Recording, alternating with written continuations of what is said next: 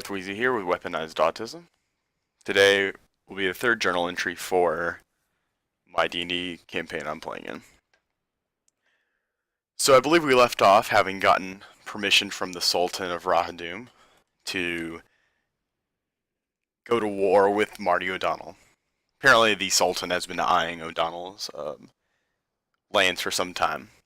O'Donnell owns a couple islands south on the southern part of Rahadum near the Maelstrom type thing. So it's going to take about 2 weeks from the time we asked him, or from the time he approved it rather, for him to send his navy and the military all the way to the O'Donnell's islands. So hopefully that means we have the backing that'll actually help us defeat O'Donnell. So during those 2 weeks, we decided not to really do anything and let the Sultan get all his forces together to blockade the islands and then go in and invade. So in the meantime, we did some odd jobs. We talked to the steward, who was the one he advised us to talk to in order to find out what to do for work and things like that. So the steward gave us the job of taking out one of the Fremen leaders in this one camp. Now, and if I didn't mention it earlier in one of the other videos, the Fremen, which is really just free men, is the resistance for the slaves.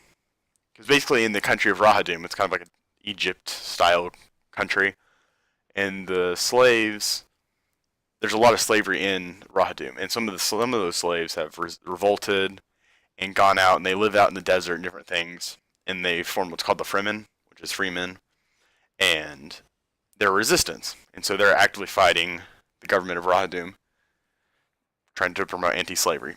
So earlier on in the campaign, we had helped the Fremen a little bit, but we really don't. We're more on the side with the king now. Really, we're just doing whatever's best for us at the time. We don't really have any clear ties and how we want to deal with this. But we thought dealing with the Fremen, that's the job he gave us. So I mean, it was paid well. It's like 100 gold pieces apiece, which is pretty decent. It's not great, but it was an easy mission, so no big deal. So it's the goal was to go to this Fremen outpost that they had intelligence on, and they can't spare the soldiers right now because they're all mobilizing against Marty O'Donnell. So he sent us down there southeast to one of the Fremen outposts. And it took a few days of travel out there. All the sandstorms and everything held us back a little bit. So probably about 4 or 5 days of travel to get to the outpost. Now, before that, we obviously had the 2 children with us, and we have the 3 slaves. So we decided to board them in a lodging place of some sort, like an inn. And we're like, man, we don't want those slaves to run away, because that'd be kind of awkward. So we hired a mercenary to be in the inn and basically guard them and keep them from escaping. I know it sounds weird. Basically, we gave temporary custody to the mercenary, and we paid him for his services just to make sure they wouldn't escape. And that way they could, the slaves still take care of the children. They're living it up. I mean, it's not like they're being oppressed or anything other than they're slaves. And in general, we've treated these slaves quite well. I'll get to that a little more in detail later. So, having the kids out of the way is good for the time being, and the slaves, because we don't really want to take them with us on this journey. So now that that's taken care of, we went across the desert, and once we got to the outpost, we came up to them, and they're like, who are you, blah, blah, blah, and they're guarding against us because they didn't know who we were, and we told them, oh yeah, we want to join you, or we have information you might want, blah, blah, blah, just a bunch of lies, so we could talk to their leader. And really, that was our target, was the leader. I believe his name is Mason Tablet, which is, I know it's kind of a joke name. Mason Tablet was the target. Now, originally, we were supposed to kill everyone all of the Fremen in that outpost. But he said, bring the head of Mason Tablet. So, even though, the goal was to take out the outpost, really it was just the leader that he wanted. That he asked for explicitly. So we're just like, okay, we'll just kill the leader then. That's kind of what we're thinking. So when we get there, we're like, oh yeah, we want to talk to your leader, blah, blah, blah. And the lieutenant's like, oh, well, he's out on a raid right now. And I can see over the hill, like, over the hill, like probably like almost a mile away. He's like fighting um, whoever, some sort of, I guess, Rahadum military people or what, I don't know. Anyway, he said they're on a raid. There's like lightning and stuff coming out, and you can see like coming from the ground over the hill. I don't really know what's causing it, but I assume it's a caster of some sort. So anyway, after a while passes, this dude that was out on the raid comes back, and apparently he was responsible for the lightning. So we asked. Um, so we asked for a private audience with this dude because we had some information to give him. He's like, okay, you can just give it to my lieutenant, and then I'll go ahead and leave. He's like, he can have that information. It's fine. And we were like, that's not what we wanted because we were there to kill this dude. So we didn't want to be like, okay, like you just go off by yourself and like we're not gonna bother you. We didn't want to be like that. So what we did instead is Aragoth asked him, which is the Dragonborn fighter. He's like, well, this is very sensitive information. We ought to have a private audience with you. And it was a deception check. And he rolled a natural 1. So obviously he knows we were up to no good. But before he could, he started telling us like, oh no, like that's fine. You go and talk to my lieutenant. And you could tell he was like gonna kind of ambush us or something. Probably is what was gonna happen. So I acted really quickly. I charmed him by casting suggestion on him, and I told him, I insist you will take us to the tent so we can discuss this very important matter. And then like he failed his saving throw, so he's like, okay, sure, right this way. And then he takes us into his tent, and there's a couple guards in there. He's like, get out, you two. So they got out, and they're dicking around outside. So we're talking to him. He's like, now what did you want to discuss? Well, I casted silence on him. So now it's like this deaf area. No one can hear anything. He can't cast his spells like I suspect he would. And then the Paladin starts wailing on him, does so much damage, hits him with an attack, hits him with an extra attack, does Divine Smite, does like all these different things. And then the fighter plows into him with his enchanted axe, hits him with the butt of it, and then does his action search to do another thing. So we just like beat the crap out of this dude. And we kill him on the spot. Because he's got squishy because he was a caster, so we just kill him outright, right there in the middle of the tent. And because the silence spell is all around us, no one can hear us murdering him in his tent because it's so quiet. There's no sound. So once we kill him, basically, we had to cut off his head because that was the proof. So Shay cut off his head, stuck it in my bag. Then like Shay wanted to cut off an arm. And then, like, she cut off his arm as a trophy, I guess, or whatever. And then decided against it. She's like, oh, never mind, I don't need this. And they were having a debate about whether to, or actually, we searched him. Then we had a debate about whether to identify 2 of the items that he had. One was an ornate dagger, and one was this like black graphite-y kind of orb.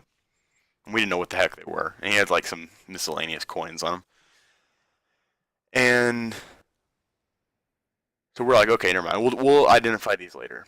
So we went outside, like, no one really noticed anything. We just walked out, and I had the head in my bag of holding, so it was not conspicuous at all. And then we rode out of the camp on camels before anyone really recognized us. And we went through the desert, and then after about a day or two, we saw some people trying to follow us. And so we decided to ride through the night.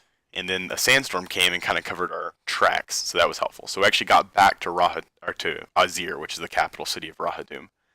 And then we went to the steward and gave him the head. Now, and he paid us 300 gold pieces, 100 each. So, and on the way there, we had identified the 2 objects. The dagger was nothing. It was just an ornate-looking dagger. Wasn't particularly... It didn't have any magical properties, and it wasn't particularly valuable. It was just kind of ornate looking in how it was crafted. It wasn't like it was gold or jewel encrusted or anything like that. Just kind of ornately made. And then the orb, on the other hand, I identified it. And my divination magic told me that it was a summoning device. Basically, when you dropped the orb into the sand, it summoned these giant worms that apparently the Fremen would ride or something like that. Now these worms were like probably like half the size of those giant space slugs from Star Wars and the asteroids on Empire Strikes Back. Probably like about that. So they're huge. Twice as big as purple worms at least, which is crazy big. So they were what was responsible for the lightning apparently, as I did some research later on them. And they're kind of like purple worms except tan, like I said, but they're responsible for the lightning things that they can do. So we gave this to the steward as well, because he was asking for any other information that we might have on Fremen and what they're doing. And he mentioned that they're getting from place to place, and they seem to be all over the place, and they don't know how to track them down exactly. And so we showed him this orb, and I told him what it did, and he was very, very, very, very happy. Also, the steward is like really old and gruff in how he sounds. He sounds like Wilford Brimley. It's kind of funny.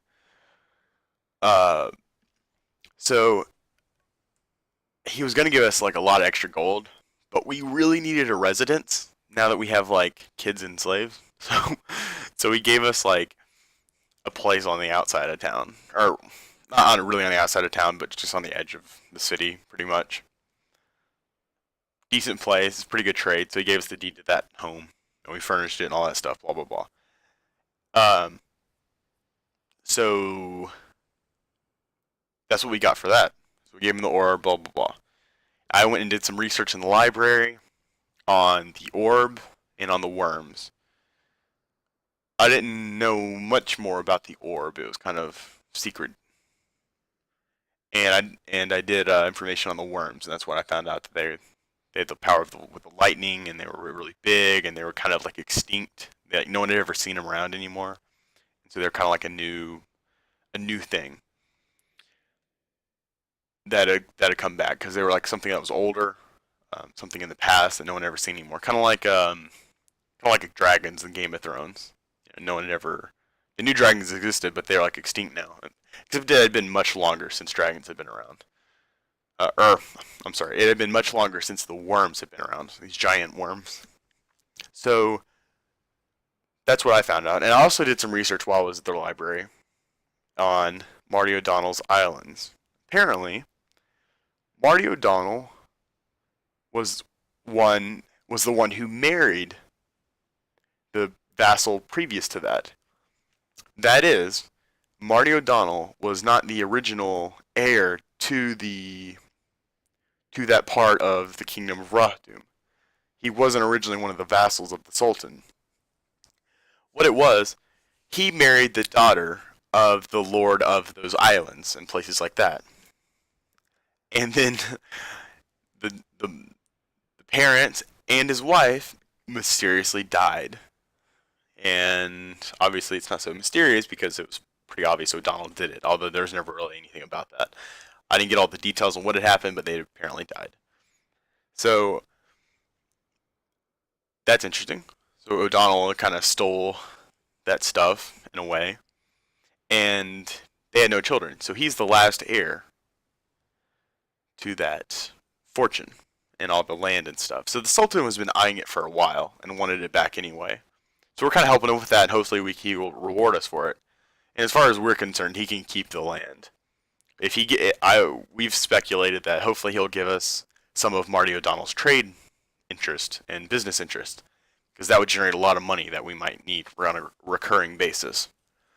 So we're pretty happy with what we got there, and I will say that I didn't find any other information about the geography of the island that might have been useful in a tactical sense. So that's unfortunate, but I didn't make a good check on that investigation. So it took me about 4 days in the library. It was about 8 days total of travel back in the desert. And so we had come out to like pretty much 2 weeks by a point, and a couple other days thrown in there. 2 weeks, which was about the time it would take to mobilize the army. So that's in the Navy. So that's about the time that was needed. So next session we should pick up with the actual military action. Oh, in the meantime, after all I did all that research, Aragoth spent time with the kids, and Shay went out on a date with her lady. Yep. I guess until next week, DarthWeezie out.